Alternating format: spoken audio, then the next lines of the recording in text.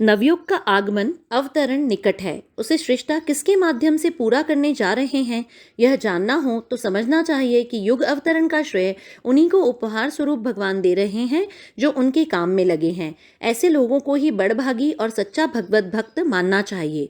पंडित श्रीराम शर्मा आचार्य। पुस्तक का नाम नवसृजन के निमित्त महाकाल की तैयारी। अशुभ समय संसार के इतिहास में अनेक बार आते रहे हैं, पर सृष्टा का यह नियम है कि वह अनौचित्य को सीमा से बाहर बढ़ने नहीं देता। सृष्टा का आक्रोश तब उभरता है जब अनाचारी अपनी गतिविधियां नहीं छोड़ते और पीड़ित व्यक्ति उसे रोकने के लिए कटिबद्ध नहीं होते। यदा यदा ही धर्मस्य वाली प्रतिज्ञा का निर्वाह करने के लिए सृष्टा वचनबद्ध है।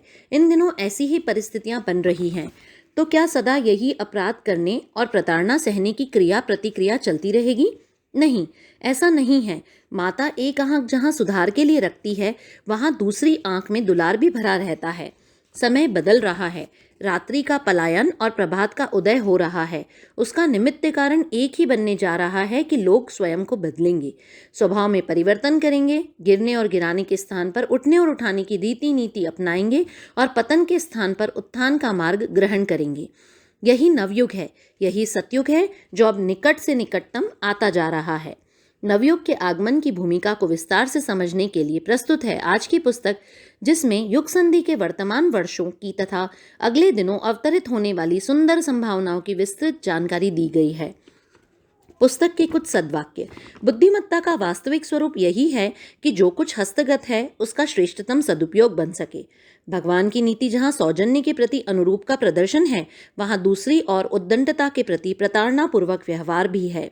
शक्ति का सदुपयोग सज्जनों से ही बन पड़ता है, दुर्जन इसका दुरुपयोग करते ही देखे गए हैं। वर्तमान परिस्थितियों में दीनताहीनता का एक ही कारण है, हम जैसा बोते हैं वैसा ही काटते भी तो हैं। नवयुग का प्रधान स्वरूप है लोकमानस का परिष्कार। जिसने यह सृष्टि बनाई है उसने क्रिया की प्रतिक्रिया का भी नियम बनाया है। पुस्तक के मुख्य बिंदु। अनौचित्य का प्रतिकार, दंड भी और प्यार भी, युग संधि के अगले दिन, युगांतरीय चेतना का आलोक विस्तार, अगले दिनों जो करना है।